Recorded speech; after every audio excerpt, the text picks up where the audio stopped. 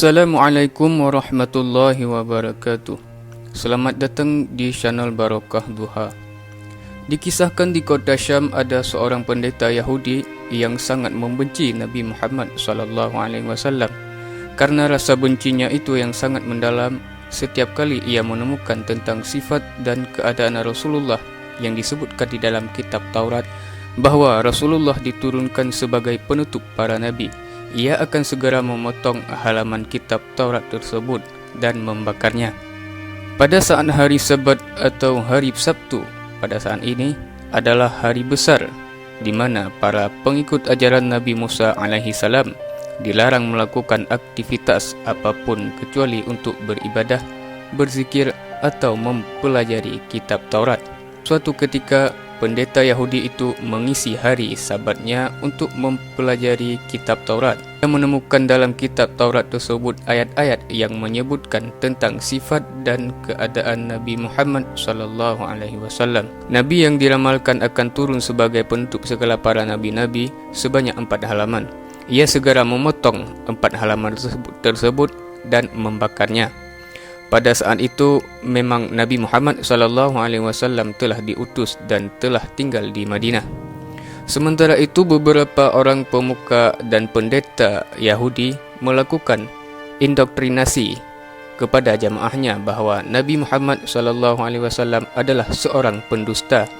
Jika mereka menemukan sifat dan cerita tentang Rasulullah dalam Taurat, mereka harus memotongnya dan membakarnya.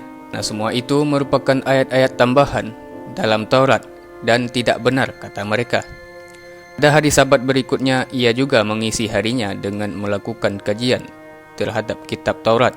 Ia menemukan 8 halaman lagi yang menyebutkan tentang keadaan dan sifat-sifat Nabi Muhammad SAW. Seperti kejadian sebelumnya, ia memotong dan membakar 8 halaman tersebut. Pada hari Sabat berikutnya lagi, ia masih melakukan kajian terhadap kitab Taurat, dan kali ini ia juga menemukan hal yang sama, bahkan ditambah dengan cerita tentang beberapa orang sahabat di sekitar Rasulullah. Ia menemukannya dalam 12 halaman. Kali ini ia tidak langsung memotongnya, tetapi berfikir dan berkata dalam hatinya, "Jika aku selalu memotong bagian seperti ini, bisa-bisa Taurat ini habis. Seluruhnya akan menyebutkan tentang sifat-sifat dan keadaan Muhammadnya. Kita tidak tahu pasti apakah memang kandungan Taurat seperti itu atau memang Allah Subhanahu Wa Taala telah mengiring lelaki Yahudi itu kepada hidayahnya, sehingga setiap dipotong akan muncul secara ajaib atau mukjizat pada halaman lainnya lebih banyak dan lebih lengkap tentang Nabi Muhammad SAW. Tetapi 3 kali pengalaman kajiannya tersebut telah memunculkan rasa penasaran dan keingintahuannya yang besar kepada Rasulullah. Bahkan dengan 3 kali kajiannya tersebut, seakan-akan sifat dan keadaan Rasulullah telah melekat di kepalanya dan seperti telah mengenal beliau sangat akrab. Lalu pendeta Yahudi datang kepada kawan-kawan Yahudinya dan berkata, "Siapakah Muhammad ini? Ia seorang pembohong," kata salah satu seorang temannya. "Lebih baik engkau tidak melihatnya dan dia tidak perlu melihat engkau." Tapi lelaki Yahudi ini telah melihatnya dengan ilmu yakin. Tentang keadaan Rasulullah ini tampaknya tidak mudah terpengaruh oleh temannya tersebut. Seakan ada rasa kerinduan memuncak pada sosok Muhammad yang belum pernah ia kenal dan temui itu. Kerinduan tersebut memunculkan kegelisahan yang tidak akan bisa hilang kecuali bertemu langsung dengan sosok imajinasi dalam pikirannya tersebut. Ia berkata dengan tegas, "Demi kebenaran Taurat Musa, janganlah kalian menghalangi aku untuk mengunjungi Muhammad." Dengan tekad yang begitu kuat, teman-temannya itu tidak mampu lagi menahan dan menghalangi langkahnya untuk bertemu dengan Nabi Muhammad SAW di Madinah. Lelaki itu mempersiapkan kenderaan dan perbekalan dan langsung mengarungi padang pasir yang tanpa menunda-nundanya lagi. Beberapa hari perjalanan, siang dan malam terus berjalan hingga akhirnya memasuki kota Madinah. Saat memasuki kota, orang yang pertama bertemu dengannya adalah sahabat Salman Al-Farisi. karena Salman berwajah tampan dan menurutnya mirip gambaran yang ia peroleh dalam kitab Taurat. Lalu lelaki itu berkata, "Apakah engkau Muhammad?" Salman Al-Farisi tidak segera menjawab, bahkan ia segera menangis mendapat pertanyaan tersebut, sehingga membuat lelaki Yahudi itu terheran-heran. Kemudian Salman Al-Farisi berkata, "Saya adalah pesuruhnya." Memang hari itu telah 3 hari Rasulullah SAW wafat dan baru dimakamkan kemarin malamnya, sehingga pertanyaan seperti itu mengingatkannya kepada beliau dan membuat Salman Al-Farisi menangis. Kemudian lelaki Yahudi itu berkata, "Di manakah Muhammad?" Salman Al-Farisi lantas berpikir cepat. Kalau ia berkata jujur bahawa Nabi Muhammad SAW telah wafat, mungkin lelaki ini akan pulang. Tetapi kalau ia berkata masih hidup, maka ia berbohong. Salman Al-Farisi pun berkata, "Marilah aku antar engkau pada sahabat-sahabat beliau." Salman Al-Farisi pun membawa lelaki tersebut ke masjid. Di sana para sahabat tengah berkumpul dalam keadaan sedih. Ketika tiba di pintu masjid, lelaki Yahudi itu berseru agak keras, "Assalamualaikum ya Muhammad." Ia mengira bahawa Rasulullah ada di antara kumpulan para sahabat itu. Tetapi sekali lagi ia melihat reaksi yang mengherankan. Beberapa orang telah pecah tangisnya, beberapa lainnya makin sesegukan dan kesedihan makin meliputi wajah-wajah mereka. Salah seorang sahabat berkata, "Wahai orang asing, siapakah engkau ini? Sungguh engkau telah memperbaharui luka hati kami. Apakah engkau belum tahu bahawa Rasulullah telah wafat 3 hari lalu?" Seketika lelaki Yahudi itu berteriak penuh kesedihan dan berkata, "Betapa sedihnya hariku, betapa sia-sianya perjalananku. Aduhai, andai saja ibuku tidak pernah melahirkanku. Andai saja aku tidak pernah membaca Taurat dan mengkajinya. Sungguh aku tidak pernah menemukan ayat-ayat yang menyebabkan sifat-sifat dan keadaannya.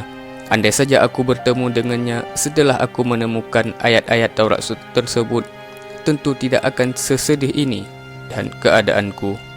Lelaki Yahudi itu menangis terseduh dan tenggelam dalam kesedihannya, seakan teringat sesuatu. Lalu ia berkata, "Apakah Ali berada di sini, sehingga ia bisa menyebutkan sifat-sifatnya kepadaku?"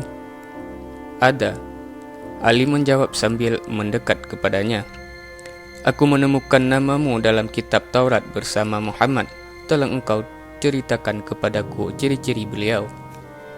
Ali bin Abi Talib pun berkata, "Rasulullah SAW itu tidak tinggi dan tidak pendek. Kepalanya bulat, dahinya lebar, dan kedua matanya tajam, kedua alisnya tebal. Bila beliau tertawa, keluar cahaya dari sela-sela giginya. Telapak tangannya berisi, telapak kakinya cekung. Lebar langkahnya, dan di antara dua belikat beliau ada tanda khatamun nubuwah." "Engkau benar, wahai Ali," kata lelaki Yahudi tersebut. "Seperti itulah ciri-ciri yang disebutkan dalam kitab Taurat. Apakah ada sisa baju beliau sehingga aku bisa menciumnya?" "Masih," kata Sayyidina Ali. Kemudian ia meminta tolong kepada Salman Al-Farisi untuk mengambil jubah Rasulullah yang disimpan Fatimah Ad-Dahra, istrinya dan putri kesayangan Rasulullah. Setelah menerima jubah Rasulullah, Salman pun langsung membawanya ke masjid dan diserahkan kepada Sayyidina Ali. Ali pun menciumnya diiringi dengan rasa haru dan tangis hingga sembab matanya. Jubah Rasulullah tersebut beredar dari satu sahabat ke sahabat lainnya. Mereka menciumnya dan bikin haru dan menangis karena rindu kepada Rasulullah. Dan terakhir jatuh ke tangan lelaki Yahudi tersebut. Lelaki Yahudi itu mencium dan mendekap dengan erat jubah Rasulullah sembari berkata, "Betapa harumnya jubah ini." Sambil mendekap jubah tersebut, ia mendekat ke makam Rasulullah. Kemudian mengadahkan kepalanya ke langit dan berkata, "Wahai Tuhanku, saya bersaksi bahawa engkau zat yang esa, tunggal dan tempat bergantung. Dan saya bersaksi bahawa orang yang berada di kubur ini adalah Rasulmu dan kekasihmu. Saya membenarkan segala apa yang diajarkan. Wahai Allah, jika engkau menerima keislamanku, maka cabutlah nyawaku sekarang juga." Lama kemudian, lelaki Yahudi tersebut terkulai jatuh dan meninggal dunia. Sayyidina Ali dan para sahabat lainnya ikut terharu dan sedih melihat keadaan Yahudi tersebut. Mereka memandikan dan mengurus jenazah Yahudi yang telah menjadi Muslim itu dan memakamnya di Baqi'. Lelaki Yahudi ini bukanlah termasuk sahabat Rasulullah. Bahkan dalam keislamannya, belum satu pun salat atau kefarduan lainnya yang ia kerjakan. Akan tetapi kecintaan dan kerinduannya kepada Rasulullah membuatnya pantas kalau ia dimakamkan di Baqi' dan disandingkan dengan para sahabat lainnya. Wallahu a'lam bishawab.